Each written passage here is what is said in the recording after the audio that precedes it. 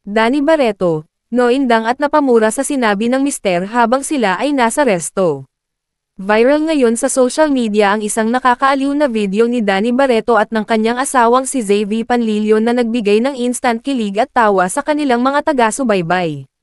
Ibinahagi ni Zayvie sa Instagram ang isang maikling clip na kuha habang sila ay nagdi-dinner sa isang fine dining restaurant, at dito'y nasaksihan ang isang candid at nakakatawang eksena. Nagsimula ang video sa pag-vlog ni Zayvie sa masarap na pagkain na nasa harapan nila, isang presentableng ulam, na tila'y parang octopus pangao steak, na talagang nakakagutom tingnan. Sa likod ng camera, maririnig si Zayvie na nagbibigay ng matamis na papuri kay Danny. Babe, the food looks great. Pero ikaw yung pinakamasarap. Did you say pinakamasarap? What the fuck did you just say?